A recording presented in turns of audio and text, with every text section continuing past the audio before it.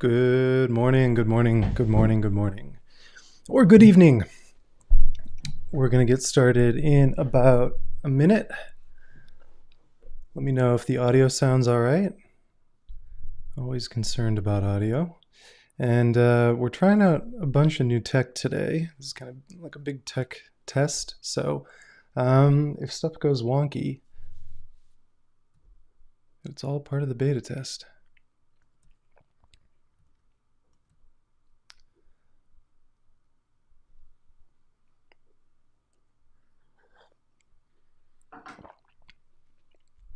Good morning, Nat and Scott. Cool.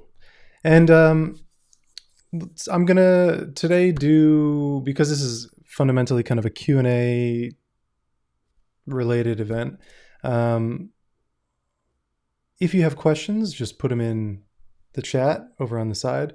And towards the end, I'll get back and I'll put them up on the screen here. I think I can do that now. And it should make answering and responding and keeping everyone together much, much simpler. So, all right, with that, it is 11 a.m. over here.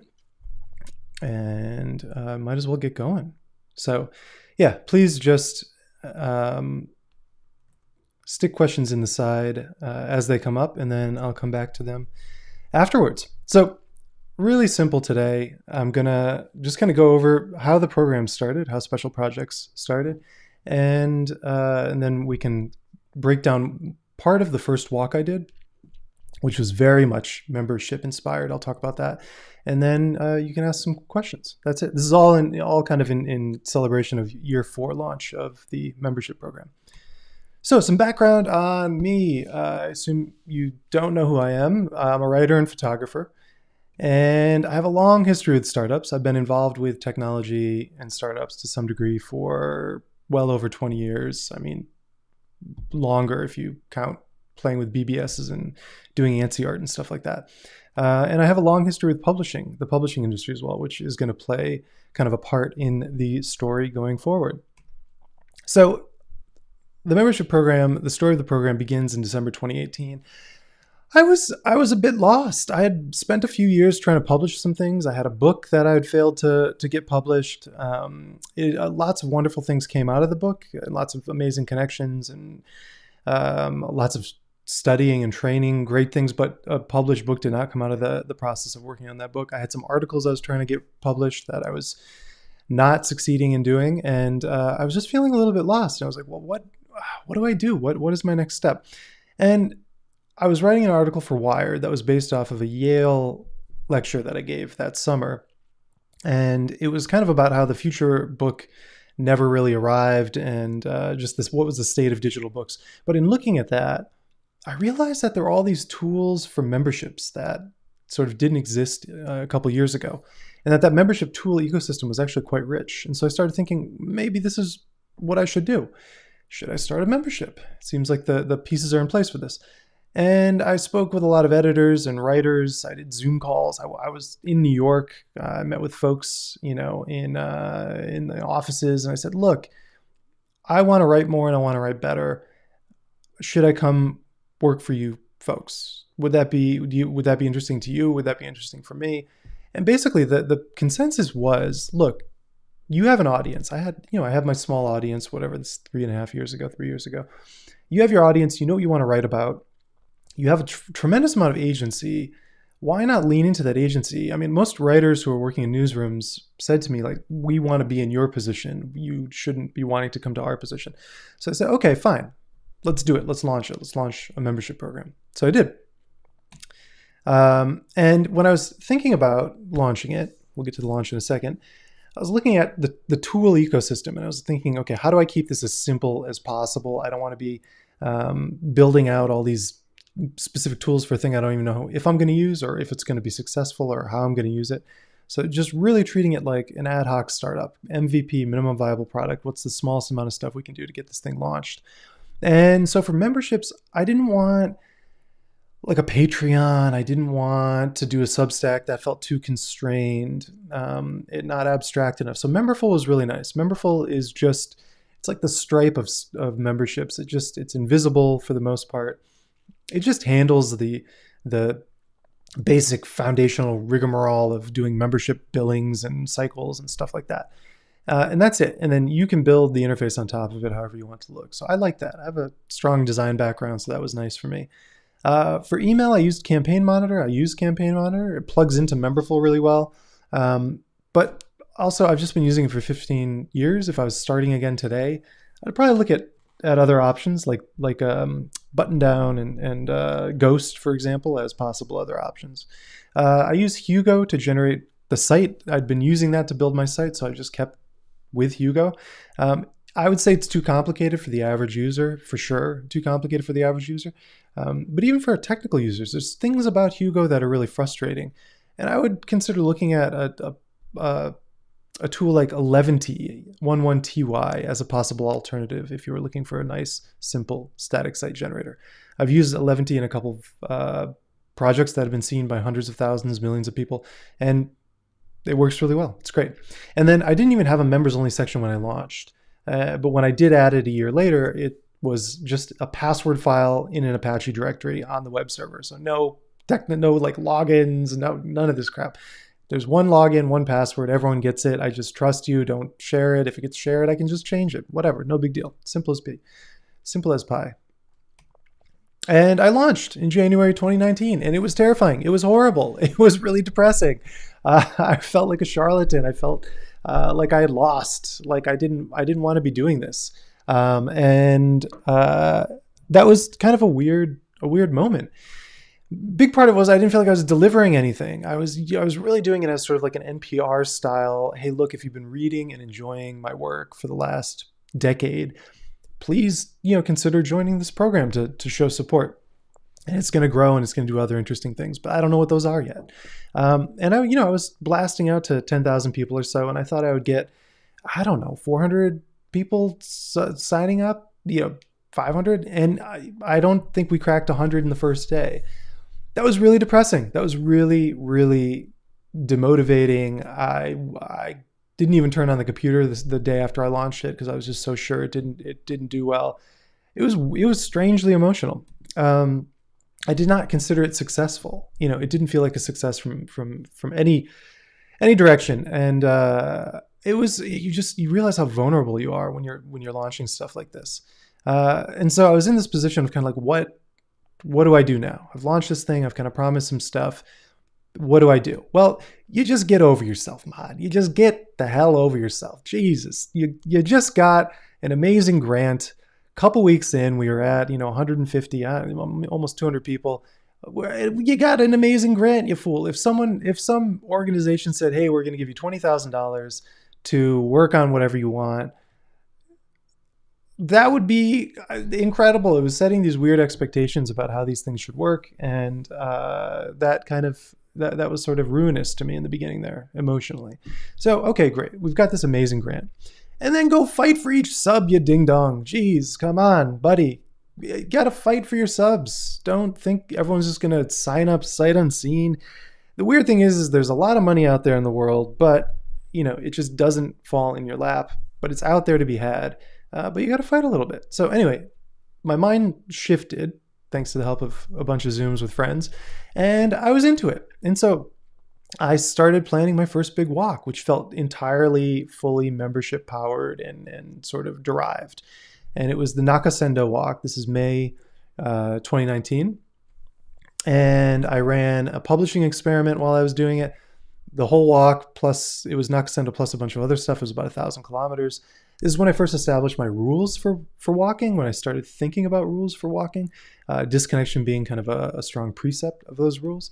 And my biggest insight that came out of this in planning it and kind of feeling the energy of it was membership payments, like members being members, were giving me permission to do this walk that I don't think I would have otherwise done on my own if I was just alone. I've been looking for these permissions through those sort of publications or through those book deals or whatever. And I realized, I can just hack it. I know what I want to do. I know I can do a good job. And the membership system kind of gave me that permission. That was exciting.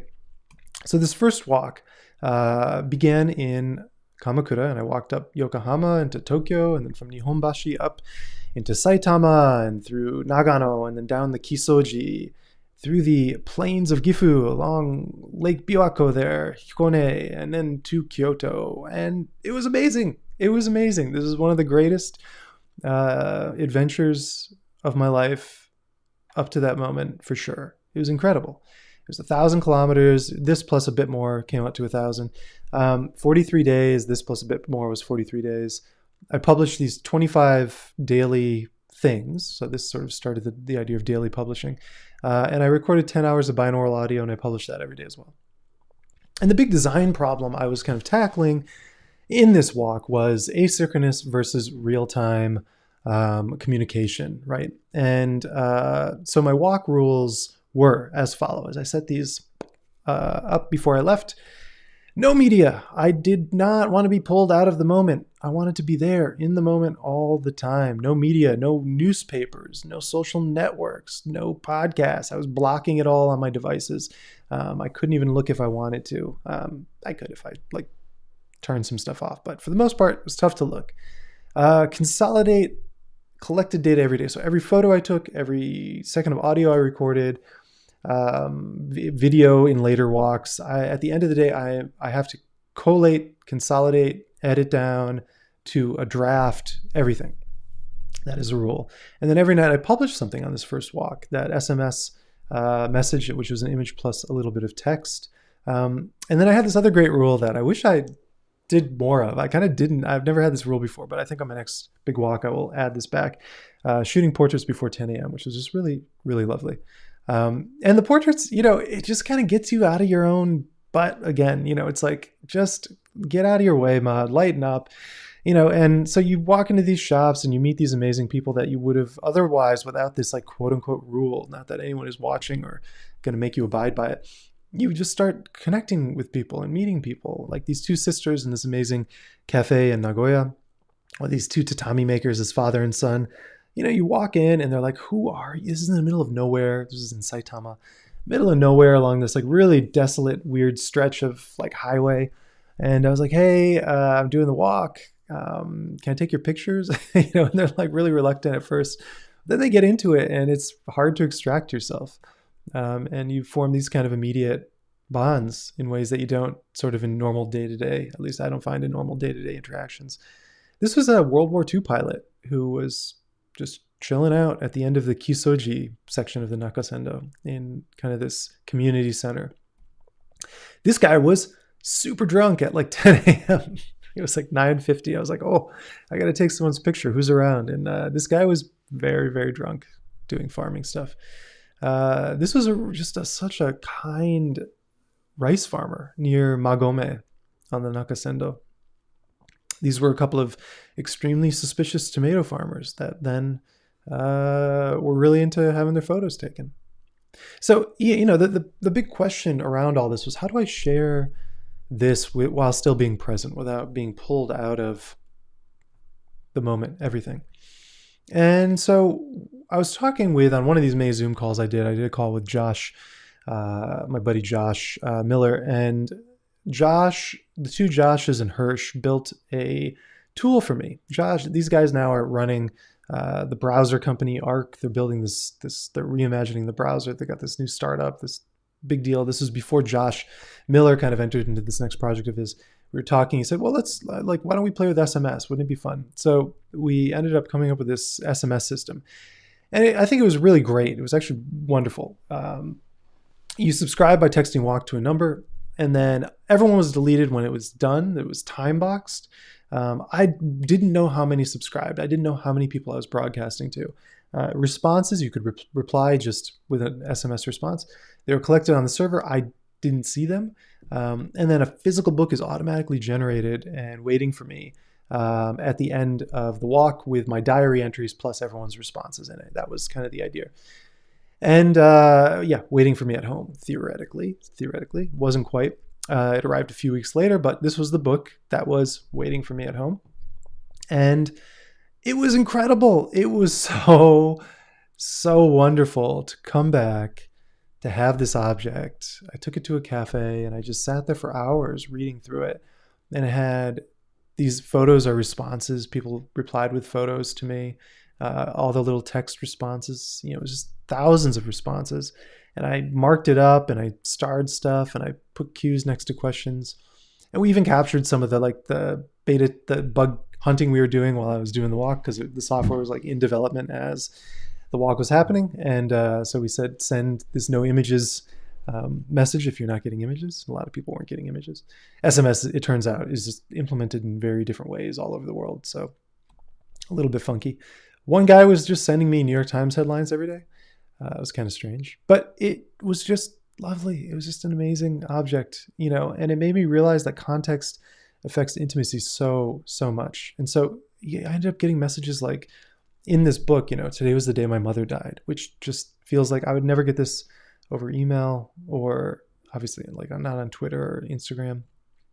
I don't know how to reply to you, Craig, except keep walking. Weird that you won't get this in real time, but you will imagine people wishing you to keep walking. I wish I was walking now. Thought that was nice. As I went to sleep with the pulsing foghorns of the Bay Area, I remembered that in the morning I would wake to another moment from your walk. This picture of an elderly man watering his lawn or garden is actually what I needed right now. I've been going through a rough patch of self-doubt and depression. It's weirdly comforting to look at this picture. So that was lovely.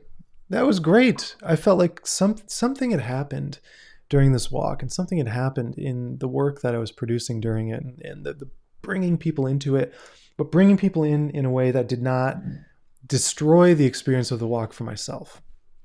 And I was able to, when I started looking through this book, I realized, okay, I want to respond to these questions.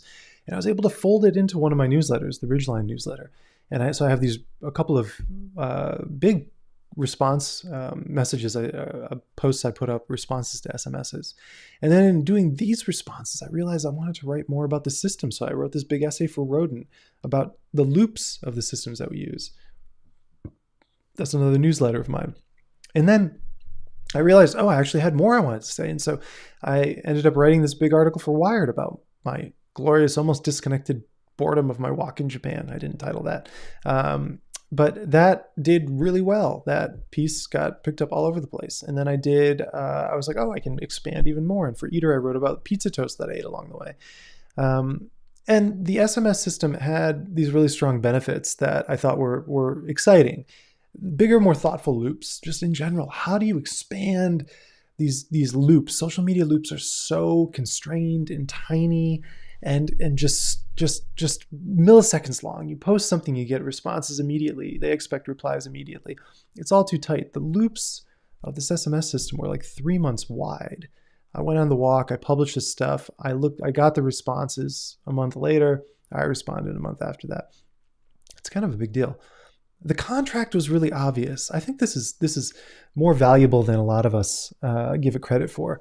A lot of the stuff, the contracts that we enter into today are so amorphous. By that, I mean, you'll subscribe to a newsletter or subscribe to something. You don't know when it's going to end. You don't know when it's going to come. You don't know what's going to happen to your email address after it's done, if it's ever done.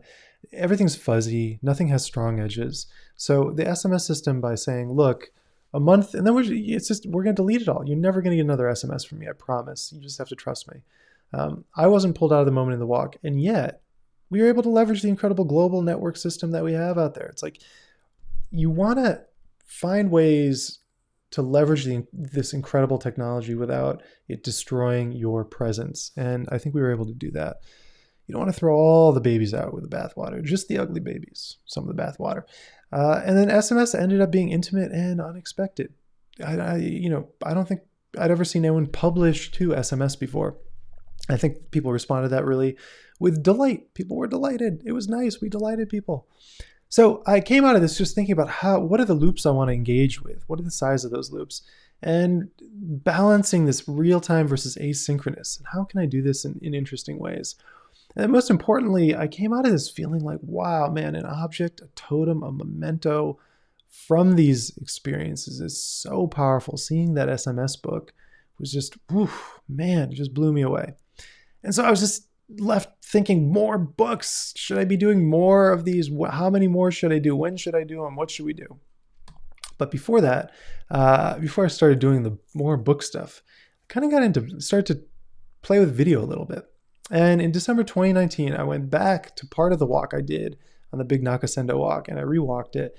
And this is the Iseiji. And I published my first members only pop up walk.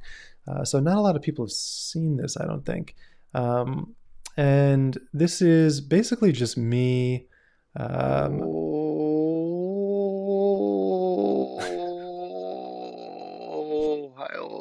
gozaimasu. So this So is our I did done, this and this is the room we stayed in last basically a night. day of walking, a We day are in the in life of a walking, pretty cute little and ryokan. published it to a We call ourselves private a Ryori, Instagram making excellent feed time. through stories, And we're back out of the mountains members into only. little villages And now. we talked This is very cute. little farmers burning stuff, So and we met some other who knows people. how many years ago We visited we had funny old abandoned time. hotels. We went I named inside here, took a look in there. really What's going on terrifying. in this creepy Dead hotel? bodies. We Walking, we there's talked always about the history of the path I was walking. hello from We looked at nice the views. cafe. That's a little cafe back there. We went into Kisa. Doesn't We mean you talked get to about climb tsunamis. how But it was safe this. you are, or how far you are from a safe place. So this is Nagashima Shrine. This was looking at some shrines that were tsunami There. related. But I'm just using my iPhone here with AirPods into the Filmic app, which allows you to use the AirPods as a mic. And the wind suppression and everything worked really great. It was just like a perfect little publishing system. And then GPS. So it was all the way. It was from in to in the whole day, and talking about the process at the end of the day. And it ends with me in the futon at the end. And this was a lot of fun. It was kind of exhausting, and it reminded me. It pulled me into the moment, out of the moment, in the sense I was thinking about pushing those Instagram stories live. But at the end of the day, I had basically a 2.5 hour documentary that I produced for that day. And I was able to just put all those videos in a row, and members have access to that video on YouTube. There's a link in the goodie bucket for members. They can watch the entire day. And it's kind of interesting. It's sort of a nice document of that day, and historic document and walking document. So that got me thinking about video a little bit. And 2020, because of the pandemic, just really kind of kicked me into video in full blast. And I started doing live streams, started thinking about doing walk updates in the middle of walks. That's what this photo is of me over on the side there. And it basically acclimatized me to this camera, lights, whatever, live streaming setup, which has proven to be really useful and to really bring in a lot of dividends over the last couple of years. And this is when I started thinking about that book, Kisa by Kisa. We're in the pandemic, we're kind of locked down.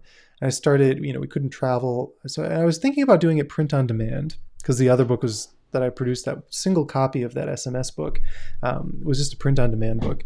And I was like, I'll do Kisa by Kisa as print on demand. Let's just start getting books out. But because we were locked down, I started thinking about book design again. I had been an art director for a publishing company in my 20s. And I was like, well, let's make this a real book. And I started doing live streams around book design and talking about books I loved. And that worked out really well. And so I put together Kisa by Kisa, and I was kind of talking about the prep of it and all that. And the plan was, in August 2020 to launch, $100 a book, limited edition, 1,000 copies signed, stamped, blah, blah, blah. I'd done books like this before. I expected to sell 300 copies at launch. That was kind of the expectation. And then the remaining 700 over the next 3 years. That's data. All of my data seemed to indicate that was what was going to happen. That this price point, this material, it's such a weird book, da da da. And we sold out in 2 days. So that was a surprise. It was great. So that really was just inspiring, and it allowed me to kind of reimagine what the membership program existed for. What was its purpose? And this book, this is a photo of the 3rd edition. We're now on the 3rd edition of the book, and it's connected me to extremely talented printers and binders. And we're now doing the Swiss binding in the 3rd edition, and it's just so beautifully printed now. It was always beautifully printed, but we just keep ratcheting. Every edition I'm able to kind of do another ratchet up. And in tandem with launching this book, I started thinking about how I wanted to launch it. And I was thinking, what value does Kickstarter provide? I've run 2 successful book Kickstarters. And I went back and I was looking at it and I was just like, what is the value of Kickstarter today? Can we do it better on our own? Like, you can't do coupons on Kickstarter. That's crazy to me. You can't have a coupon in Kickstarter. What? I wanted coupons. And the fact that shipping has to exist in this other space away from the crowdfunding, I don't know. I started looking at Shopify and just thinking, what can I do with Shopify? And it turns out Shopify is amazing. The app is amazing. The company's amazing. The product is so well made, and the APIs and the templating system, it's just a joy. So I built Kickstarter in Shopify, called it Craigstarter, launched with that. And the launch did really well. And it showed me this was the product market fit that I was looking for. I did not know what quote unquote product to produce for the membership, but you can see here, these are numbers of members that have joined, new members. So year 1 launch, year 2 launch, and then the Kisa by Kisa launch was like 50% higher than any of the other launches. And then even the second edition launch of Kisa by Kisa did really well. So it was clear to me, oh, okay, books and memberships, fantastic. I have a purpose. It took me 18 months to find it. I mean, truly, when I launched, I did not have this goal in mind. I did not have this kind of clear purpose in mind. The continuous and rigorous production of bookship projects. Projects that support the books, or projects that lead to new books, or the literal books themselves, producing of them. That is the purpose. And the walks we do that are connected to this are all grist for future books. That was wonderful. That allowed me to kind of realign the work that I was doing and be able to say no to anything that didn't support that purpose. And last year, we dove even deeper into video in 2021. And I produced 2 short docs, 2 small docs. And the first one was about this cafe that I went to, this Kisaten I went to, that produced a really interesting pizza toast that I was sort of inspired by. It was kind of like an inspiring pizza toast. And so I went back and I asked to film this guy, and he was very reluctant, but talked him into it, and I'm glad I did, because he was lovely and his work is lovely. And I went back and just did this vignette. You can see it on YouTube, pizza toast and coffee, and it's just kind of taking this cafe and this guy Yamane-san and just shining a light on what he's been doing for 40 years. And what was really fascinating was the way he made his pizza toast, which is a little bit special, a little bit different than some other places made their pizza toast. And it was just nice to show how he did it. And so you can go and check that out. This was very much, membership driven, very, very much membership driven. I wouldn't have made this without special projects. And it was great because that supported the book. So that ended up, I could trace about easily 200 sales back to that video, for example. And that is easy to calculate. That's essentially $20,000 worth of revenue. This camera equipment, same camera I'm using here right now, I used for this doc, and lights and all this stuff. It was about $10,000 of investment, but we've more than made that back and have pushed the original purpose further of producing and selling and getting more books out there into the world. So that was great. And then I did another doc later last year around just the production of the 3rd edition of Kisa by Kisa. Hi, I'm Craig Maude, author of the book. And just kind of goes through founder of the printing in Matsumoto, so visiting the printer. The press to send the first. Again, you can go see this on YouTube. To handle the weight of the thing into the fibers. Went to the sewing factory in Saitama, just kind Ito Kagari, looking as at it's called in Japanese, machinery and the or people Smith behind sewing, the as it's known in English, I was really proud of. It just worked out really well. And then visiting smaller the family-run binders here shops. in Kagurazaka. So what these guys did to make sure all of the books are bound to perfecting exactitude is they created 2 entirely jigs by hand. and bound this 1,000-copy 3rd edition entirely by hand. So really crazy. The raw sewn edge. Anyway, it was a lot of fun. I know I'm biased here. And it was great to be able to highlight the people behind it. I mean, that's really what it boils down to.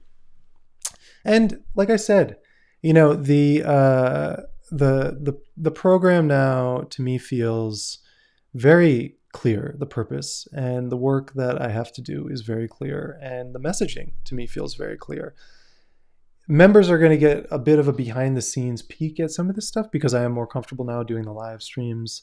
I'm writing a diary for the next book, which is what is on the docket for this year. What's next? The next book, the next book, the next book. I mean, I could literally, I have 4 more books that I could do today with no more field research or work or walking or anything. I could just, I just sat down for say 6 months and didn't move and was forced to work 10 hours a day, we'd have four more books by the end of that. And like I was saying, members basically get a background, a behind the scenes peek at a lot of this, including for this next book, where I'm writing a daily, or when I'm in book writing mode, a daily diary around that process. And that's been a lot of fun. So yeah, the thing is really, the first year was an MVP. Does this work? Is there interest? What can I pull out of the system? The second year was product market fit, finding, books and memberships. That's the thing. And then last year was really about refactoring and making the systems and infrastructure around the membership program nicer, around the book production nicer. So better printing. I have a real fulfillment center now, just all, those sorts of things. And now it's to leverage these systems and to really just produce a solid body of work out of this system. That is the goal for year 4 going forward. So thank you. Thanks to everyone who's joined. And thanks for coming and hanging out on this little video. And we can move into Q&A mode. And I can actually put the cues up here in this kisa. This is a kisa, a Matsumoto kisa that I found on my last walk, Tiny Barber Post Office. And I went to 10 cities around Japan, November, December last year, wrote a big kind of daily newsletter diary, which is grist for another book. And this is on a day in Matsumoto. I found this kisa. If I remove myself for a second, you can see I walked up the stairs into this kisa, opened the door. It was on the 2nd floor. And like this is the view. I was just like, oh, this is so nice. The light, the painting, the reflections, the pendant light over there, the air conditioner is weirdly lovely. Just the whole scene. I was like, can I take a photo? Of course, 2 seconds after I took a photo, someone walked in and sat there. So we got it. That felt good to grab that. So let's see here. Philip asks, let's see here. Let's start putting questions up here. Let's see how weird this is or isn't. Philip asks, what does a typical non-walking day look like for me? Well, that's interesting. Non-walking. Well, it really depends. Most non-walking days, I try to have really rigid to-do lists set up. So I use things pretty religiously, and every day I'm in things, and I'm looking at things, and I'm putting stuff into things, and I'm moving stuff around, rescheduling within things. I love it. Things is, to me, a near perfect piece of software. I've been using it for 14 years now, 13, 14 years. And so I have my to-dos and things to go through. And some days might be newsletters days, so I'll have to just go into newsletter writing mode and try to get that out. But in book writing mode, in book days, I try to just wake up. I try to not be online before lunch. I try to have the internet go off automatically around 10 p.m., just forcing myself to be on this kind of schedule where I'm not being pulled out of the book. I find book work requires a lot of background processing, and then anytime you're doing stupid internet stuff or whatever, just burning cycles, looking at Twitter or Instagram or YouTube or whatever, it's time when your subconscious isn't working on the book. And I find that that's really critical for me to make good progress on book work. So I try to wake up and make coffee or immediately bike to a cafe, just to get out, get some air into the lungs, get to that cafe, and then just, really go put on noise canceling headphones and just disappear for, 3, 4, 5, 6 hours sometimes, and just focus on the book. And that could be printing out. I try to print out every day what I'd worked on the day before, and just editing by hand, reading sometimes other books to get me in the mood, and then diving deep into book mode, which could either be editing, writing, rewriting, or layout, which is where I'm going to have to start to move into sooner than later. In my back room there, it's a tatami room, and I have the next book. It's all on the floor, and so I'm using that as kind of like a giant wall. Walls aren't big enough here in my house, so I have to use the floor to do book layouts. So sometimes I'll just kind of crawl over the floor and try to figure out what to do like that. But for the most part, I try to keep that morning really, really strict and rigid and disconnected. And then the afternoon is kind of for catching up on emails and all that garbage. But that is the general structure of the workday. Let's see here. Shantanu says, unsurprisingly, your work makes aspiring writers like me want to try a similar experiment. What do you think prerequisites should be? A few years of experience to establish credibility. What do you mean? I can answer this, but I can answer it better if you ask more specifically. So if you could just frame that question again, what experiment you're talking about, and I will get back to that. Scott asks, any interesting insights from your recent membership survey? Did I miss a write-up about that yet? Oh man. Yeah, I published a huge 9,000 word essay talking about the last year of the membership program. And I also, in the essay, there's some survey responses. And then also in the Roden newsletter, I sort of did a slightly more formal breakdown of the survey responses. And I sent that to the members only mailing list. God, there's so many newsletters and things. So easy to miss. But if you look at recent, I think yesterday I sent out Special Projects members only mailing list letter with the links to the most recent Roden and directly to the survey results in that. Interesting insights were just mainly, I mean, the age thing was interesting. 50% under 40, 50% over 40. I thought that was pretty cool. So 20s, 30s, members in their 20s and 30s making up half, and then 40, 50, 60 making up the other half. So that was kind of neat to see that gamut. I have to work on my TikTok game, get that, those 14-year-olds, on Special Projects. Student memberships are free, I mean, you could be a middle schooler or a high schooler. And I'm not joking. I mean, I would really love for kind of excited, weird middle schoolers to be, bear witness to the behind the scenes stuff. That would have been helpful for me as a middle schooler for sure. And, definitely as a college kid.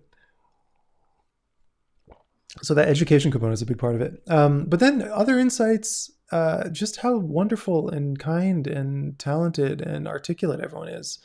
I printed out not even all the responses, just a bunch of them. It was 40 pages in small type. It took me 4 hours to read through at a cafe. I was circling a bunch of stuff. These were responses to questions like what made you become a member, and if you were going to take me on a walk, where would we go for a walk?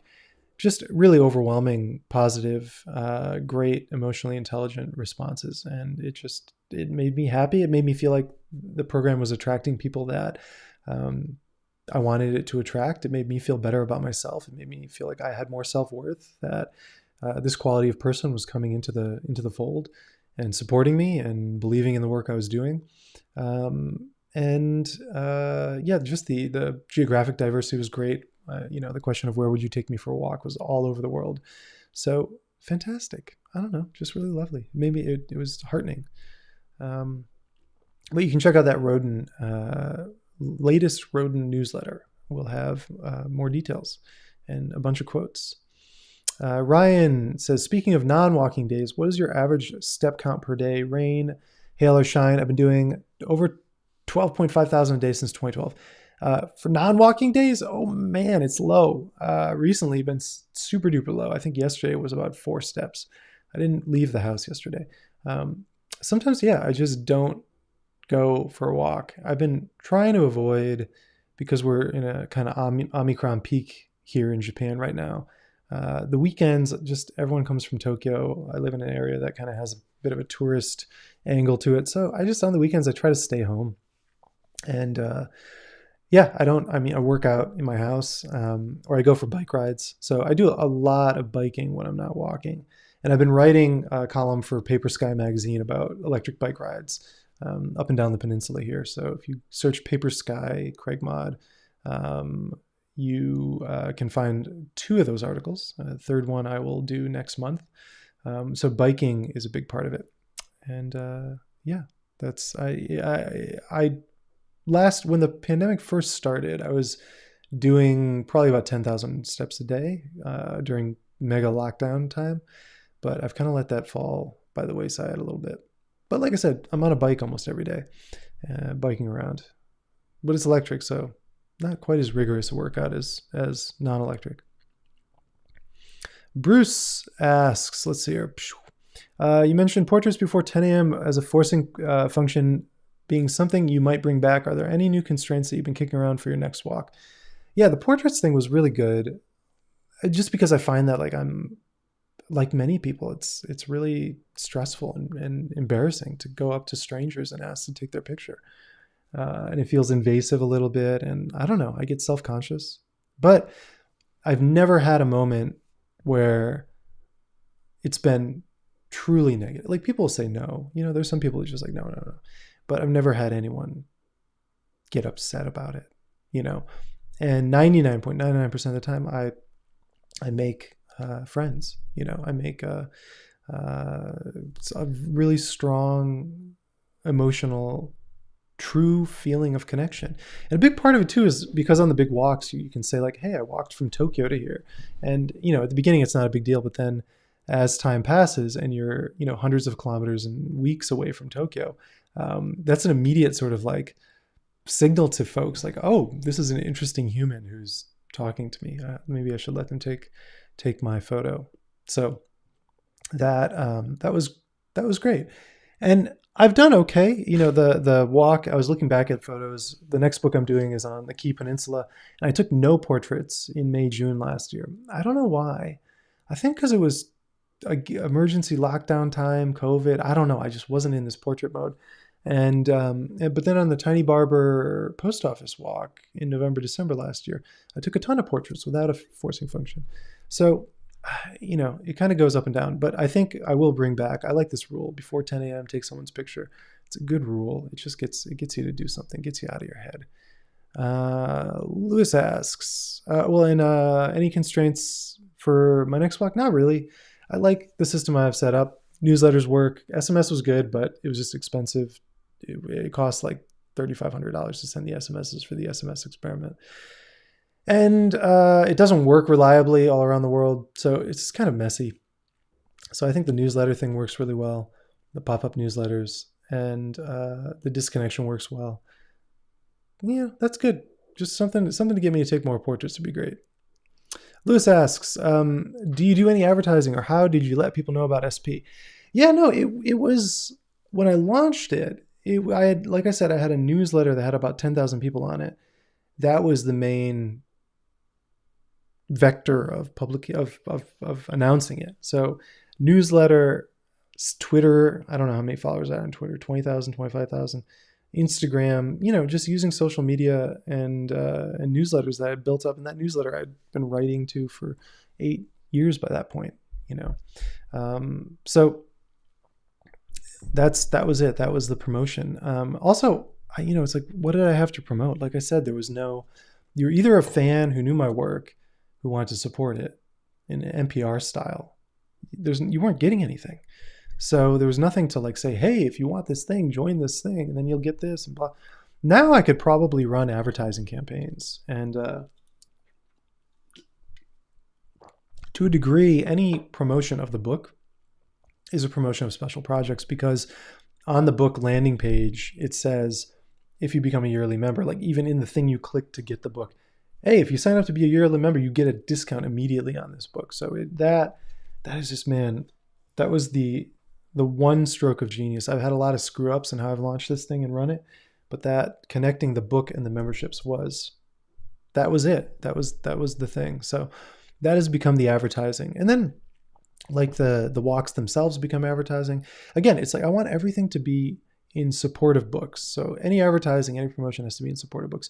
Even this is not, I mean, this is kind of talking about the membership program. You know, it's a way for me to think to look back on the last few years and to be smarter about and feel more confident about moving forward.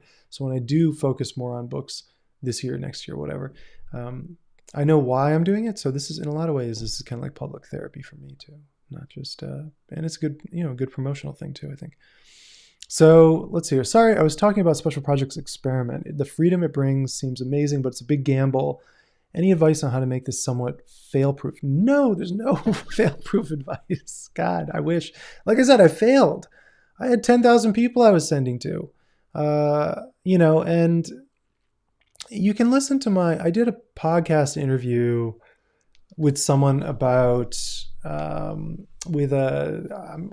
forgetting the name of everything of the podcast. It was like a designer MBA or something. Search for Craig Mod podcast MBA and it should come up. And I talk about, I had spent my 20s living with a base cost of living that allowed me, if I made $10,000 a year, I could do anything I wanted. So rent and food, I had no extravagancies.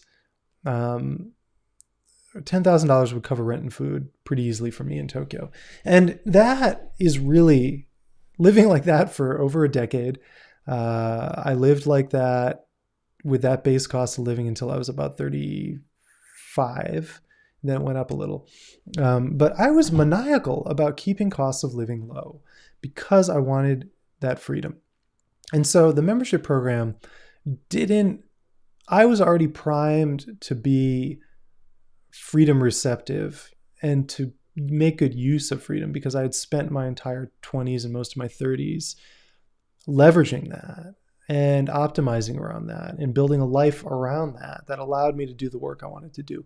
So when the membership program was added to it, I was doing stupid things like thinking about like how much money I could be making consulting or what I was getting paid when I worked at Flipboard or whatever.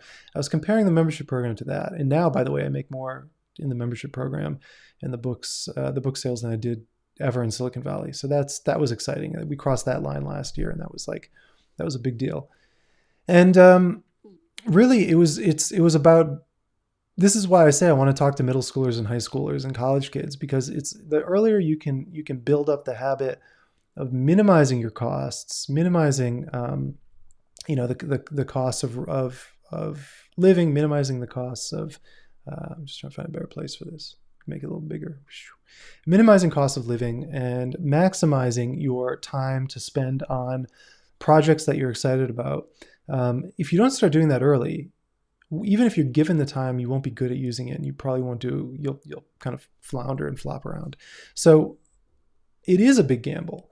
But for me, it was less of a gamble because I'd spent a decade building up the mailing list, the newsletter. I had spent a decade building up social media followings, and I had spent 2 decades essentially. I mean, I was 38 when I launched the membership program.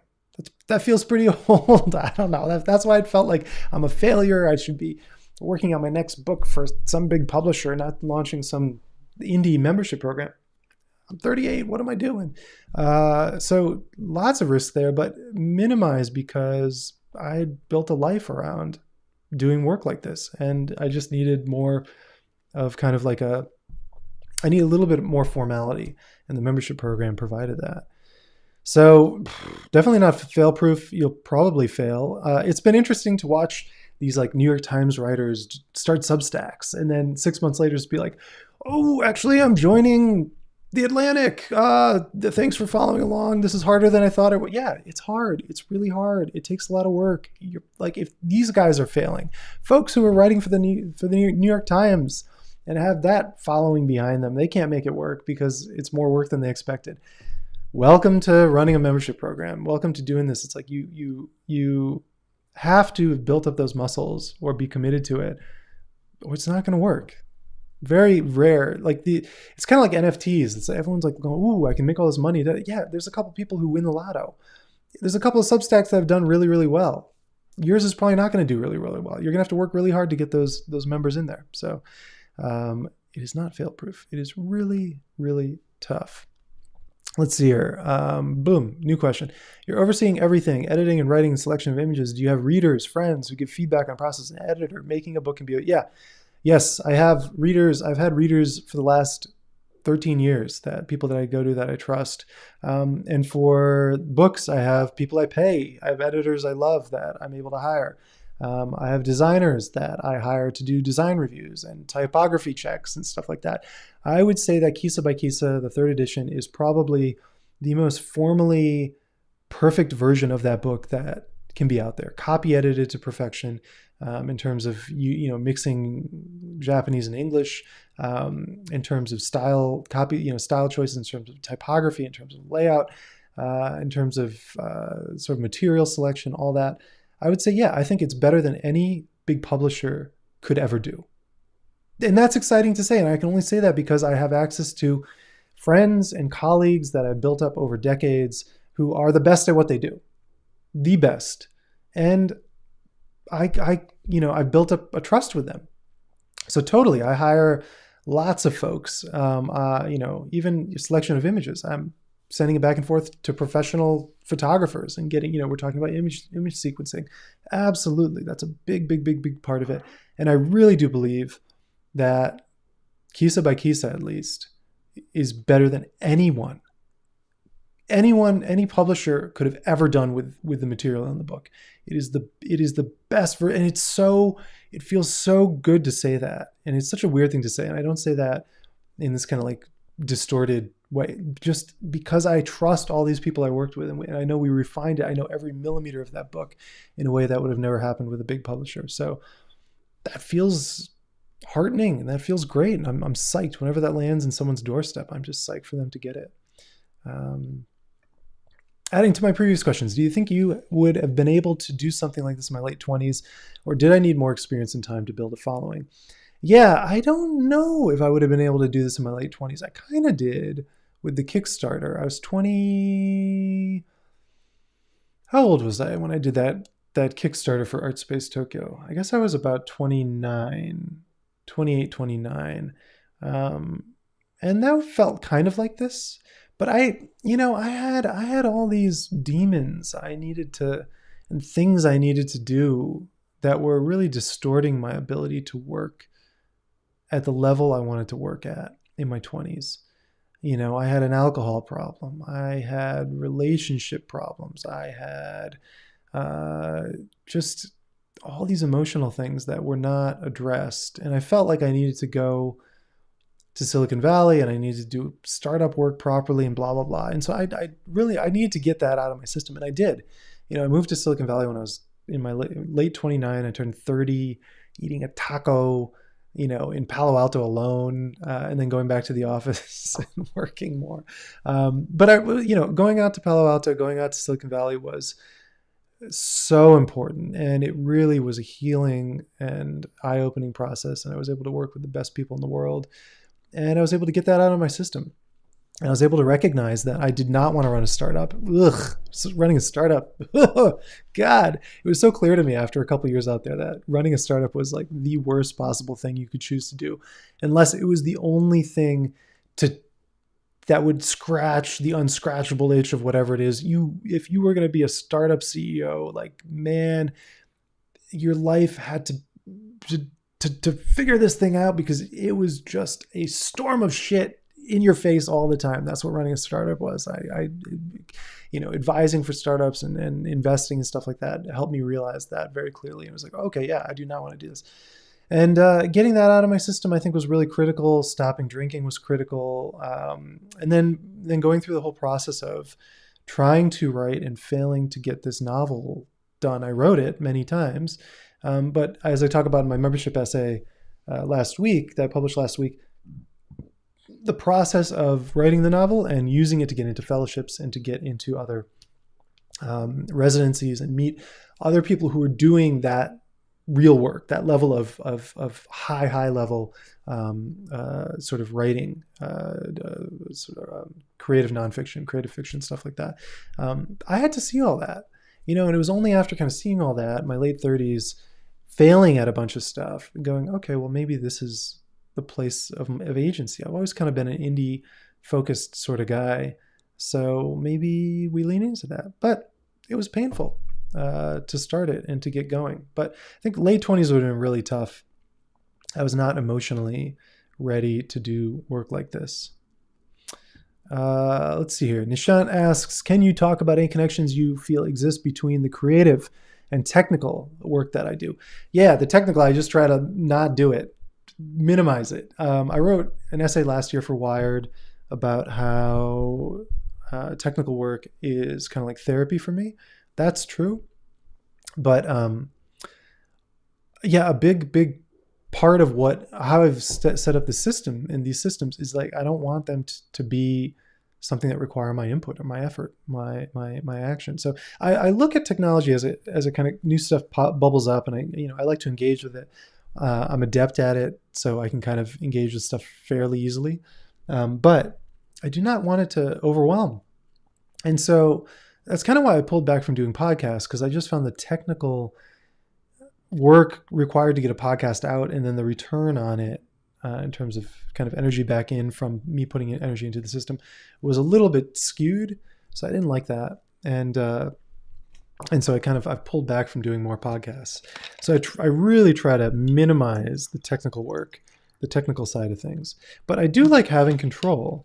And so being able to build out tags for Ridgeline, on my own terms, or being able to design and have a newsletter flow exactly to my specifications, I like that. That's nice.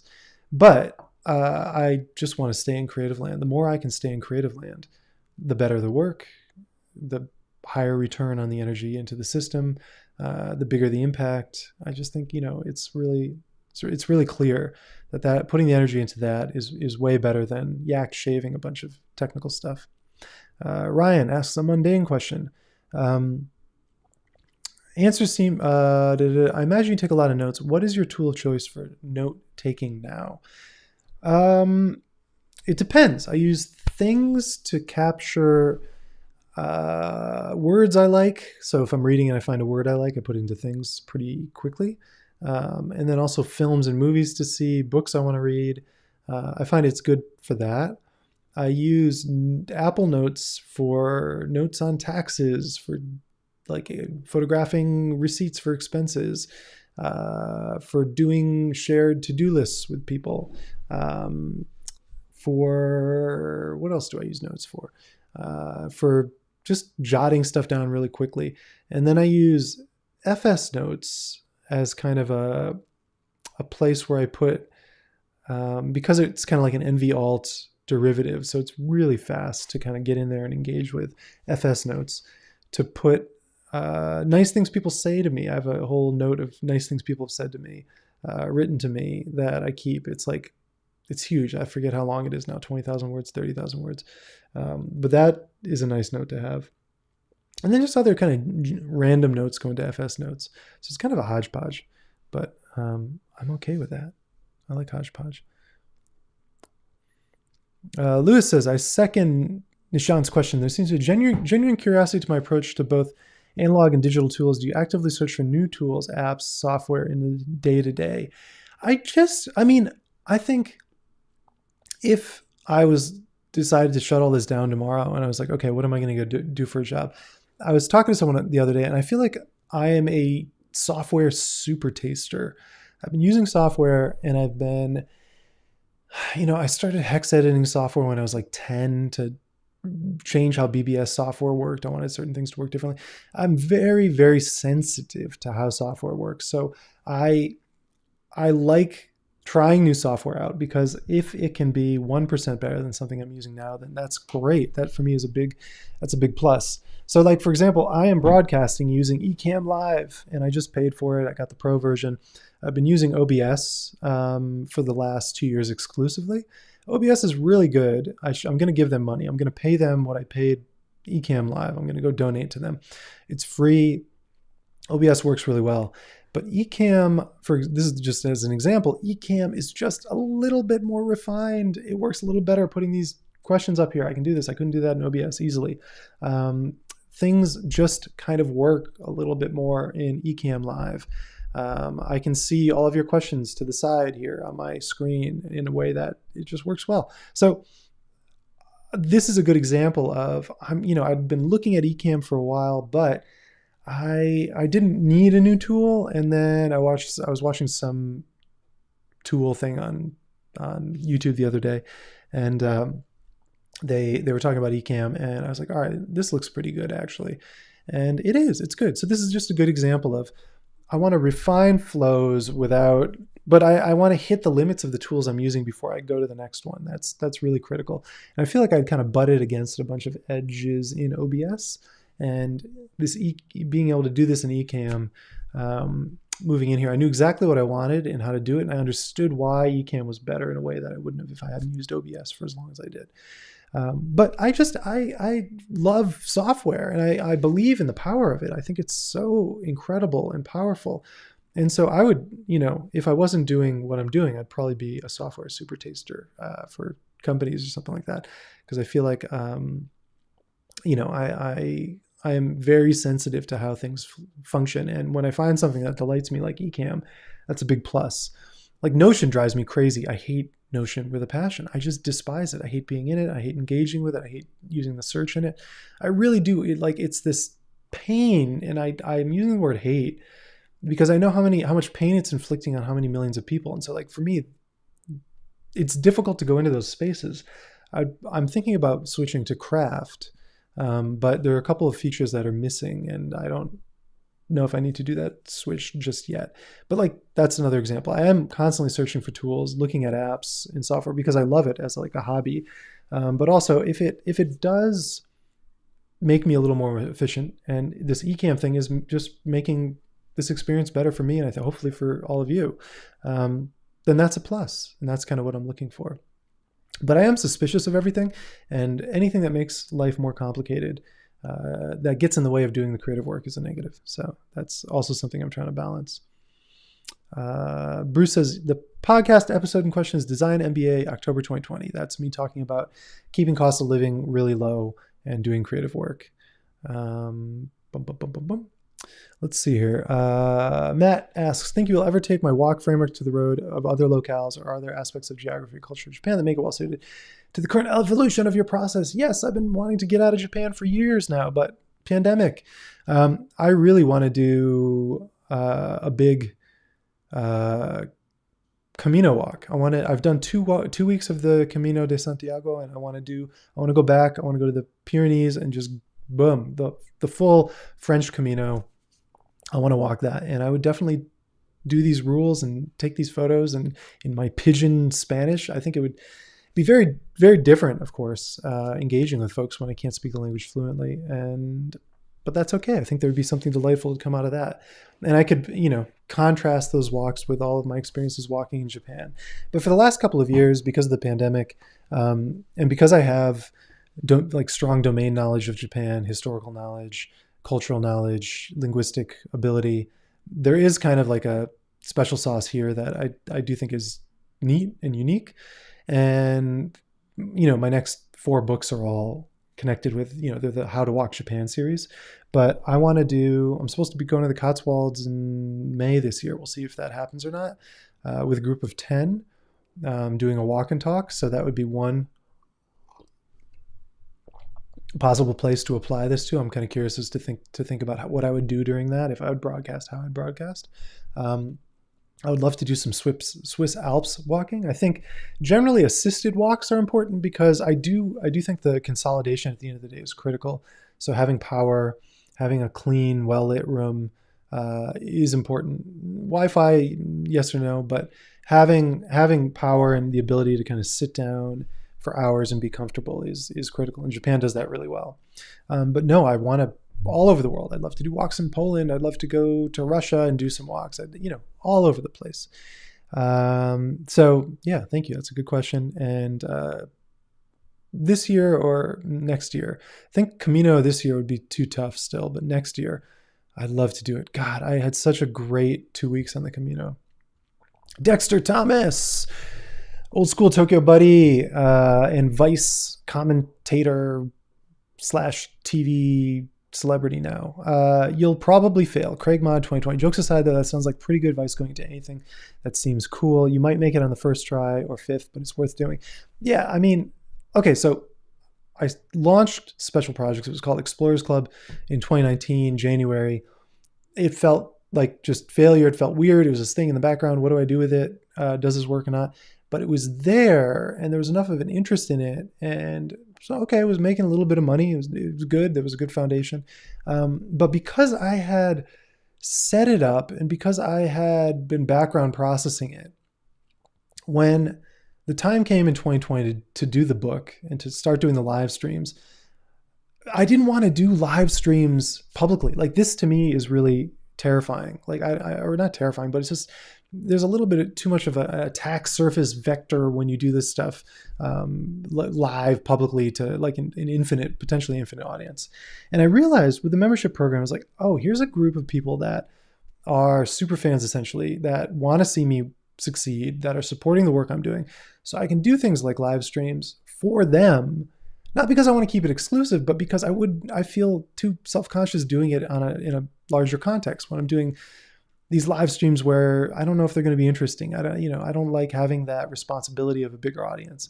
And so that was really unexpected. That's what when the membership really started to pay dividends, was like, oh, okay, this is a place to do experiments, to explore. And it took me about a year of running it before I realized that. But again, it's like, if you don't start it and commit to it, that's why these folks who, do Substacks and leave, I don't know, it's a little bit depressing after 6 months. It's like, come on, man, like 6 months is nothing. And so committing to it, even if it feels like a failure, and saying, okay, well, what are the advantages, even at this smaller scale, that I can kind of rest from this? And so that idea of, oh, this is a small community. Oh, it's a community. Oh, that's interesting. Community. This is a small community that I can kind of run experiments in. And then once the Kisa by Kisa, sort of the work of that came together within the community, and then the launch of connecting the community and the book, it took 18 months. It took a lot of experimenting to find that synthesis and that symbiosis. So yeah, you're gonna fail, I think. If you launch something and it does really, really well immediately, that's fantastic. Kevin says, since you mentioned it, NFTs, you made a Kisa one. Obviously, crypto's weird, complex space, but do you have any thoughts of exploring these technologies for other creative efforts? NFTs, great, totally non-controversial thing. We can also talk about abortion too if you want. NFTs, I made one last March because, like I said, I love to engage with new technology. I like to see what's possible with it.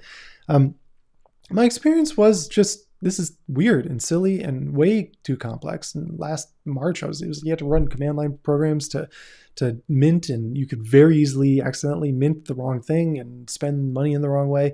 Super confusing, almost impossible to tell anyone how to engage with the ecosystem. It was miserable. It was just so bad, badly designed, lots of points of failure, real money at stake, so stupid. It felt completely antithetical to what I felt when I first started using the web in like 1993, 94, which was, oh, you're not going to lose any money.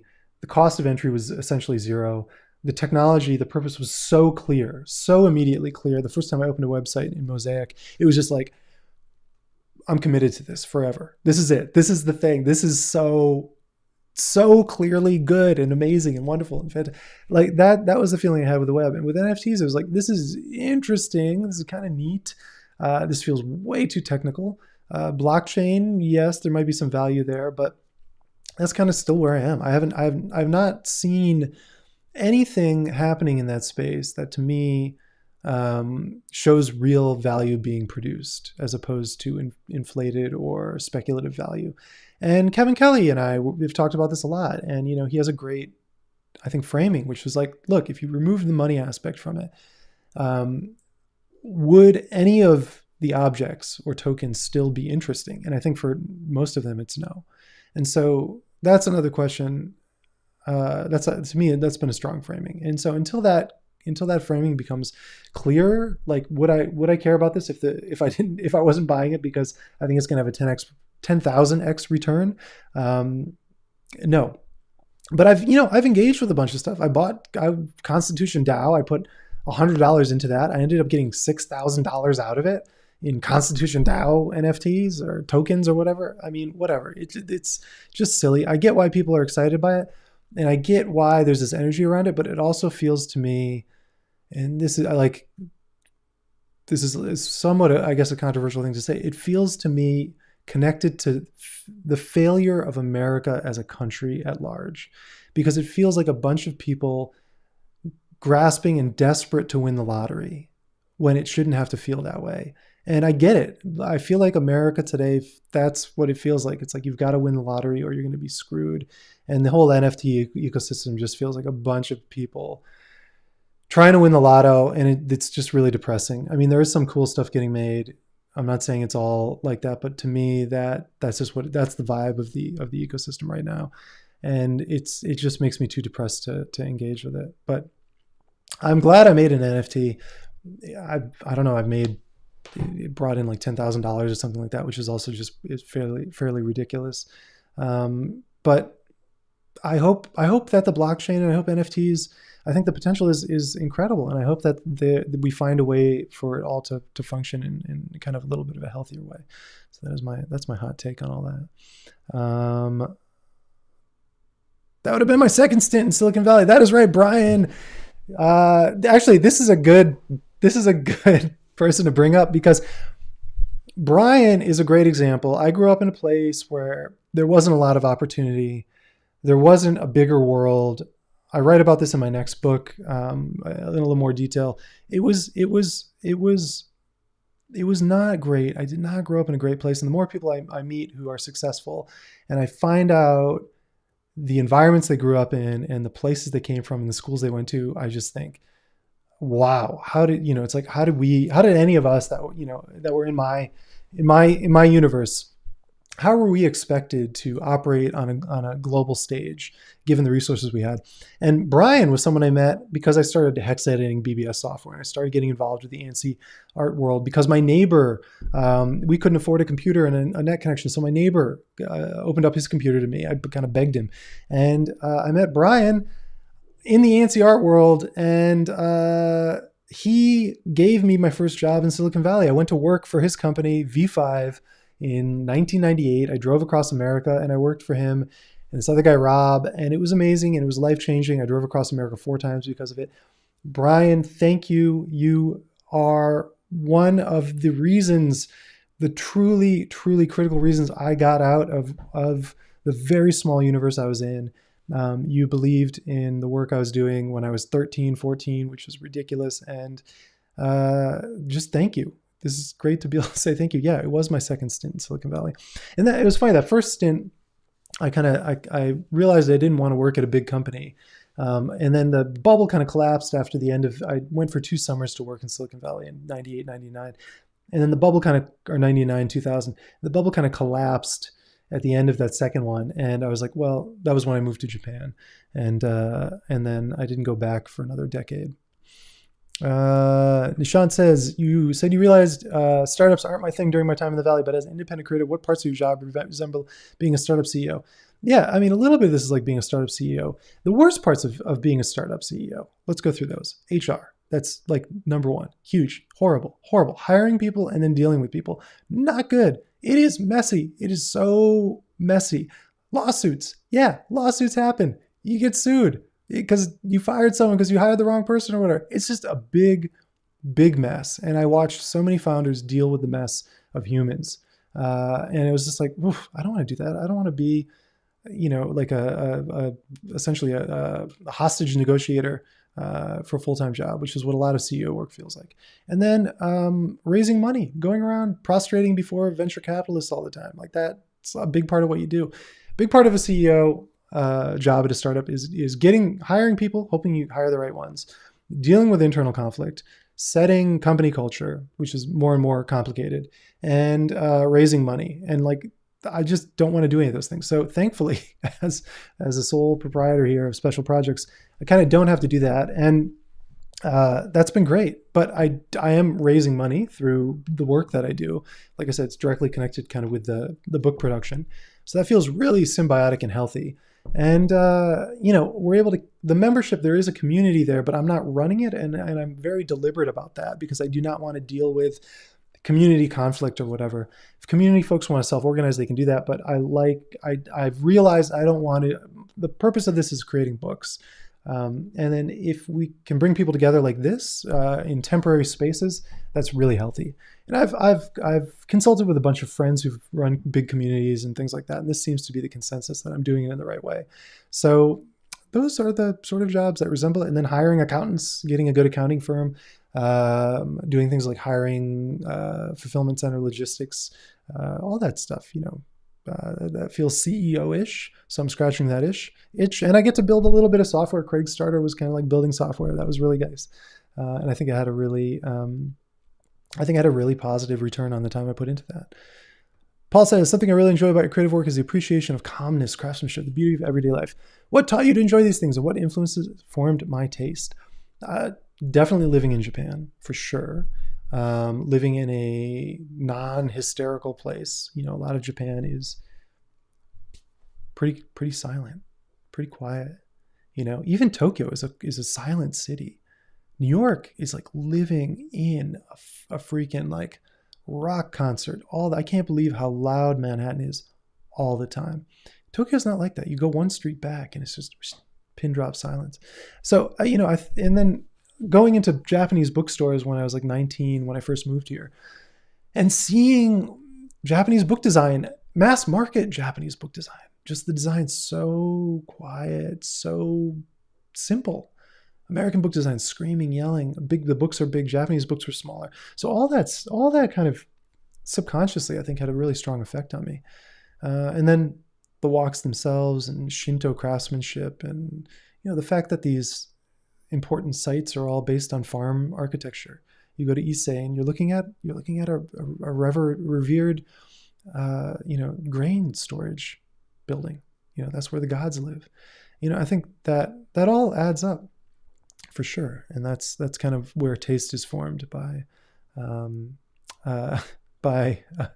where you live. I just saw Swati's comment. I'm not going to put that up there. Nat asks, where do new subscribers come from for you these days? I had some success building an audience with Twitter, but realized Twitter is kind of my alcohol, so I'm exploring alternatives. New subscribers these days, I would say most come from book sales. I feel like I've saturated my core newsletter readership. I don't feel like I get tons of new subscribers when I blast my newsletters. That's fine.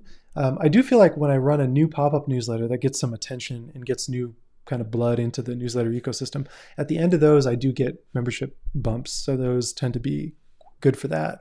It's just about getting new eyeballs into the work and books and the attention books get, because they're kind of an event and they're a thing, and publications want to write about events and things. That tends to bring in the most new members. So oftentimes I'll get an email that says, you have a new yearly subscriber.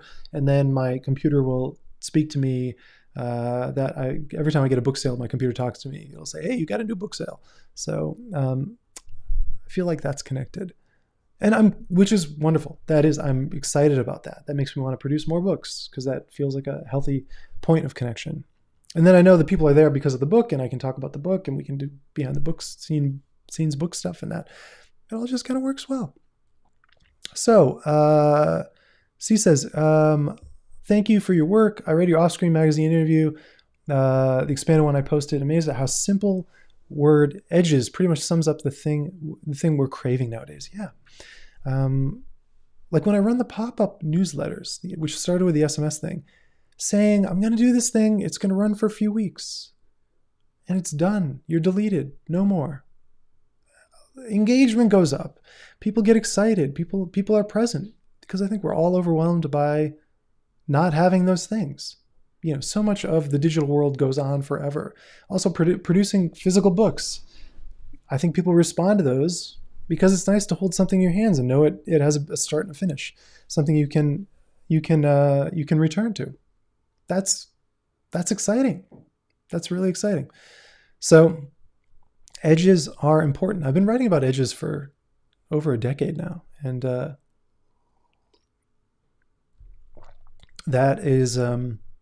that's something I would say you can search my website for edge related stuff. Go back and read some of that if you're interested in that. But yeah, definitely start and ends are so critical. Let's see here. I read How I Got My Attention Back about twice. I read it about twice a year. It's aspirational for me in its own way. Have you been able to maintain the attention discipline since? For the most part, yeah. I've become a little more relaxed about it, but for the most part, when I need to go into real focus mode, I have these tools around going offline and disconnecting. And I know they work and I believe in them, and I'm able to just kind of turn them on again. So going into book mode from this next week, I'm going to be more rigorous about being online and being offline. So yeah, I would say that I stick by a lot of what I've written in there. I can kind of come on and off, but that essay is still very much relevant. Stanley says, I walked the Camino. It changed my life. There's such a panacea story to be told. Are there other contexts like walks that you see as a platform for creative projects? Yeah, I mean, I've written about in Ridgeline how walks can be a platform for doing creative work, and I've written about the rules. And so I'd say search for that. I wrote about that a few weeks ago, actually, the rules element. But search for that, focus on that to get my thinking around using these different forms as creative platforms. As for things, other contexts outside of walks, it's a good question. I mean, retreats can be really good. The kind of intentional gathering of folks for a limited period of time with the intentional production of something. Like my book Koya Bound kind of came out of that, where Dan Rubin and I kind of got together for a week after our walk. And it was like, we're just going to produce this book.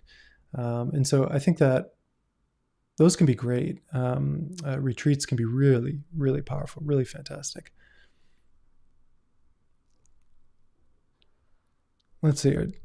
Taking the next question, do you feel you need to publish in established outlets like Wired to grow my reach more? Yeah, publishing to big publications definitely is a growth booster in terms of just getting in front of more people. And for certain essays, I mean, I like working with editors at Wired. Vera Tudnik is a great editor. I love working with her. Working with editors at The Atlantic, at Eater, it's all positive for me. I feel like I learn a ton. And the reach is increased. And the message for some of these essays is just wider. So that's all positives. And definitely that's really how you kind of, that's a good strategy for building up more of a following, is writing stuff that for big publications that has a big reach. And then you link to your Twitter or newsletter or whatever at the bottom of the article. Let's see here. Kevin says, this seems a little tricky of a question. Thanks for the discussing lottery American failure framing. Yeah, I mean, man, I don't know. I live in Japan and like it has a good social system. There's an ability in America to fall from grace so far that you see if you walk around like San Francisco, for example, like people are just they're not caught. You fall, you have a financial difficulty and you fall a little bit and there's no bottom to that. And you go bankrupt and then you can't get other things. You can't get an address again. You become homeless. You touch opioids, you touch black heart heroin, you start falling further. And it just feels like there is, in a way, when I walk through the Japanese countryside, I'm in extremely poor places. People aren't allowed to fall as far. And so you begin to feel like these situations for folks who've fallen from extreme grace, fallen extremely far from places of I think fundamental human grace, you realize that is not a given. That is not a baseline. And you see it in, I think it's Scandinavia, and you certainly see it here in Japan, probably see it in Taiwan. Good, strong social nets work. And so you don't have to be in this sort of everything is like a do or die lottery situation, which I feel like a lot of Americans live in this sort of tense state of needing to win the lottery. Anyway, to go back to you mentioned government, social support, and culture as an enabling factor for my walks, especially Japan. Would my work be possible in the US? So this is a good question. In my 20s, I would not have been able to do the work I did in America. I couldn't have done it. I couldn't have had that low cost of living that came with healthcare. I don't think I would have felt the freedom to explore. I would have felt, I think, more of a pressure on my back to have a higher baseline of living. I think the people I lived around in Tokyo, everyone lives really simply. All of my friends lived in similarly cheap places. When I talked to friends in New York or visited friends in New York, everyone was paying 3 times the rent I was paying in Tokyo. I don't think there was a way to really have done it in the way I did it in my 20s in Japan. I don't think I could have done it in America. Even when I moved to Palo Alto, it was, when I was 29, it was with a super crazy high paying job and full healthcare and all that stuff under my belt. I do think that Americans underestimate what is being lost by not having things like healthcare be accessible and affordable to entrepreneurs and keeping people stuck in systems they don't want to be stuck in. So many friends have said to me, talented, brilliant friends have said to me, I can't leave my job because of I couldn't afford healthcare on my own or whatever. That's crazy. There's so much latent talent. Essentially, you can think about it as potential energy trapped in inefficient systems in places like America.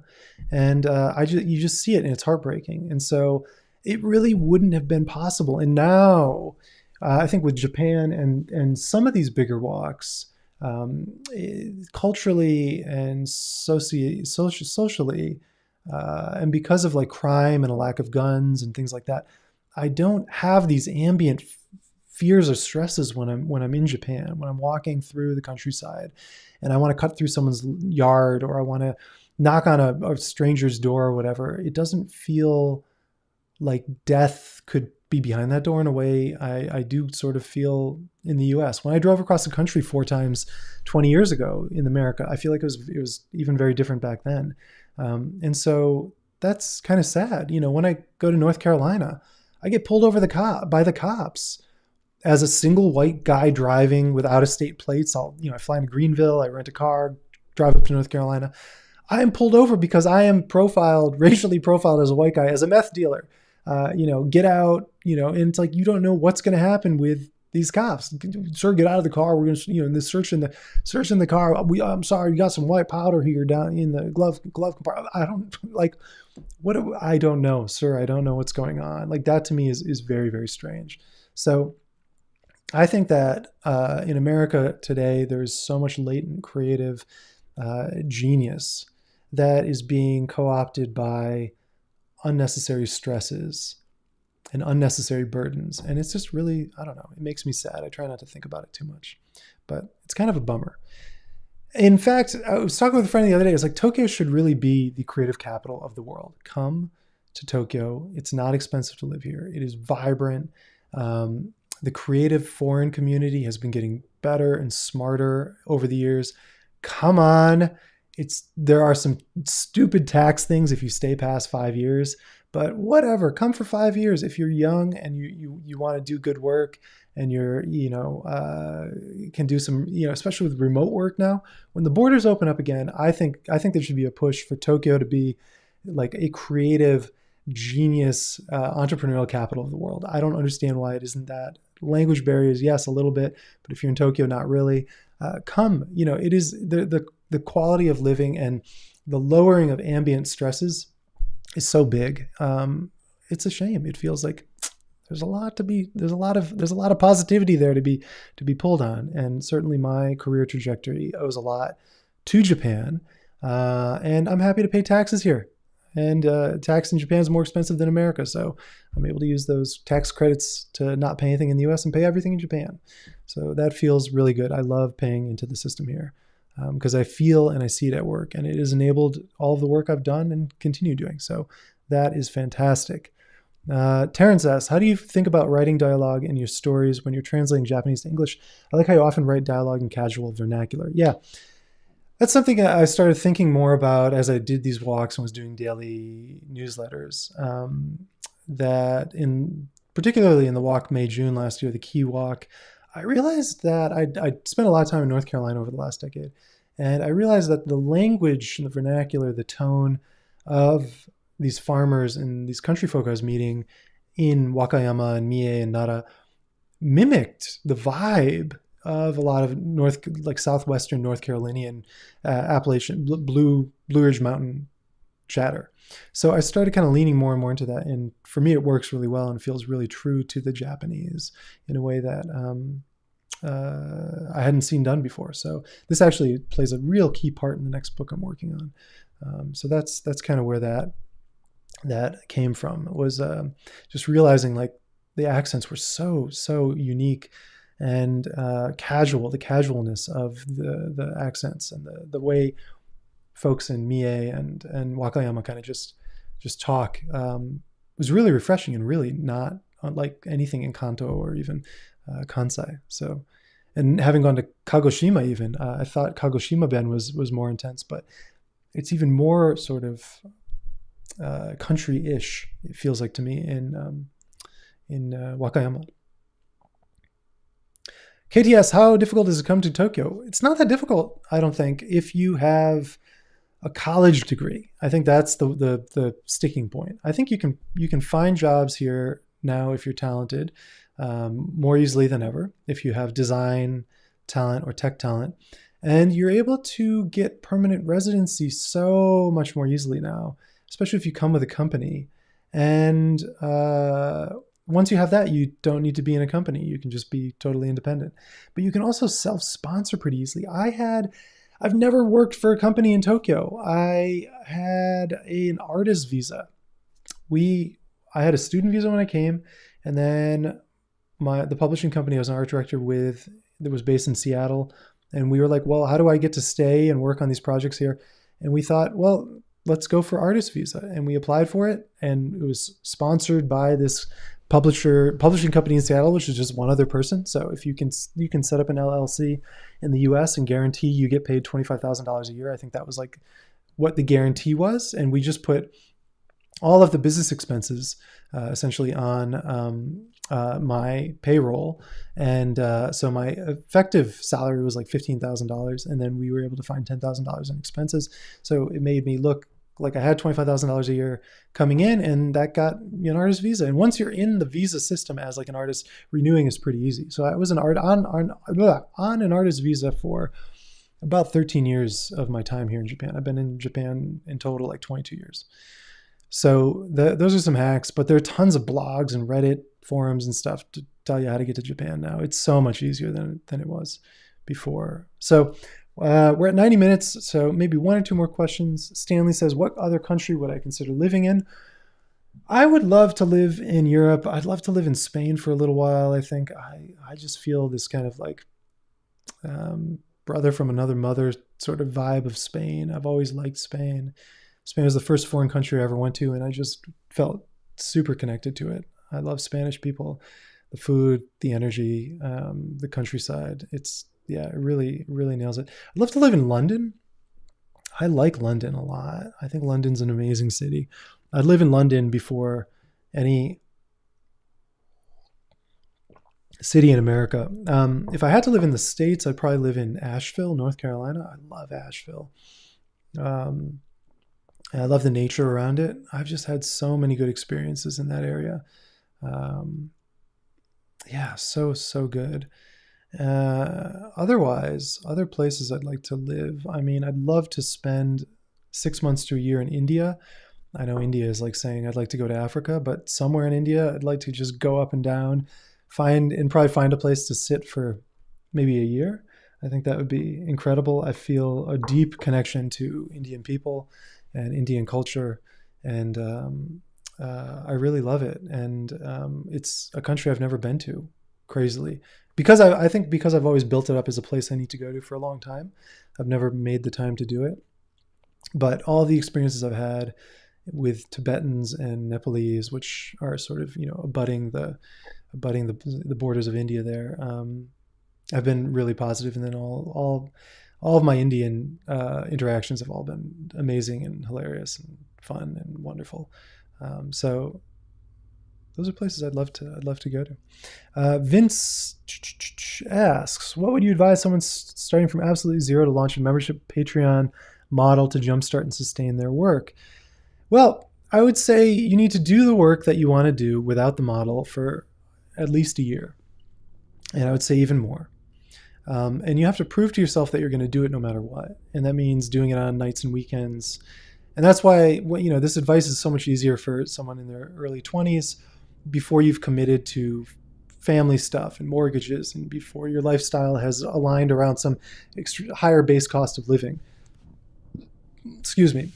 And so being able to find the time when you're doing your job to do the other thing, for example, and so cover costs of living and do this thing, I'd say you have to do it for a year. You really have to show that you're going to do it. And so, I did my newsletters for 8 years before launching the membership program, and I had done 18 years of independent work before starting it as well. And I'd kind of proved that I was going to stick with it and do it. One thing you can do, I would advise in general, is start a newsletter if that's what you want to do. If you want to be a writer, if you want to be a photographer, start a newsletter around photography and set a limit on that first one. Do it for 3 months. Say, okay, 3 months, once a week, twice a week, whatever it is that you think is good, and commit to that.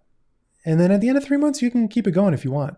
But if you can't even do that 3-month commitment, I find that it lowers the energy barrier to just getting going. It removes that entry friction.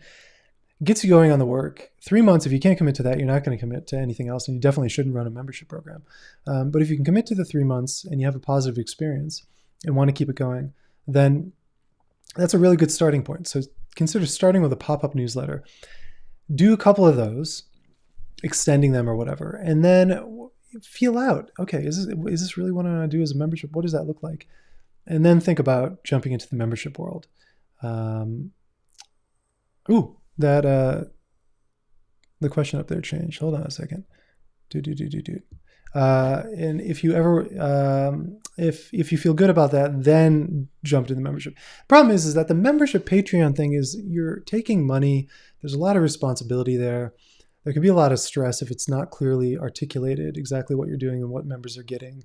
And so you want that to be really refined and dialed in. And you want to know that you yourself are capable of delivering on, on that work. And it requires some upfront commitment. So I'd say that's all important. Swati says I should go to Musori. I don't know where that is. It sounds amazing. It's a beautifully named thing.